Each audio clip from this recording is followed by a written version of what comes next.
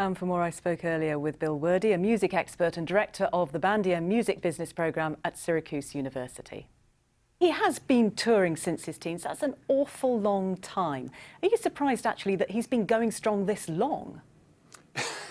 Yeah, I mean, I think that's actually the right take on it. This is a guy that's, in his 70s. I don't think most people at home have a real appreciation of how incredibly grueling a tour is, a global tour is, even if you're touring in high style the way an Elton John might tour. My best memory of him was playing at Princess Diana's funeral, and it really gave you a sense of how he was able to break the mold. Exactly how has he changed the culture, not just in the UK, but globally?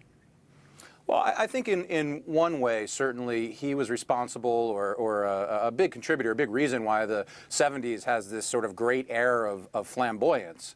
And then more recently, I think he was a huge advocate and a powerful advocate, an effective advocate for fundraising and awareness around HIV. So these are two really substantial legacies for him. Neil Diamond. And I guess, I should also say, obviously, this is a guy with more top 10 hits than can fit on a single album. So, I mean, obviously, the musical legacy is really where you probably start.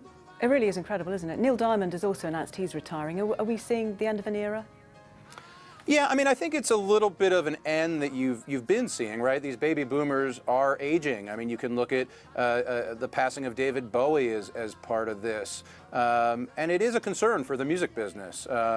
Not only on a human level, obviously, these are relationships that have been forged of decades, but on a business level, there are, 15, 20, 25 acts out there that you can regularly count on when they do their big world tours. They're going to gross 250, 300, or even upwards of $400 million on a tour. And that's really the anchor of the live music business. So, the question is who's out there that will eventually fill this gap, and are those people out there? Well, what about the fans? Because presumably most of them are baby boomers as well. Do these acts actually attract new fans anymore?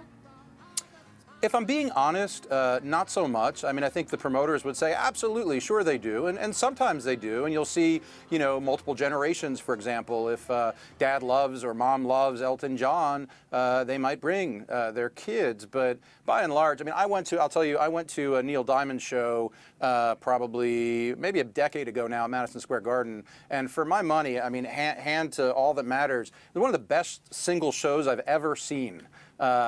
But certainly the average age of that show was probably like 68 or 70. Bill, I don't want to be cynical, but 3 years does seem a long time to say goodbye. Is this about ticket sales, ultimately? Well, I mean, I think, you can't blame a guy for taking one last, sort of big swing through the world. He's certainly going to cash in on it. I think you're looking at grosses probably in excess of $400 million for a world tour like this, and with Elton, and knowing it's his last hurrah. But I honestly think when you look at the length of his career, when you look at everything we know about his financial health, I don't think this is a guy that really needs this money. I think that there is a real connection forged between an artist like Elton and his fans. Bill Werde there on Elton John's long farewell.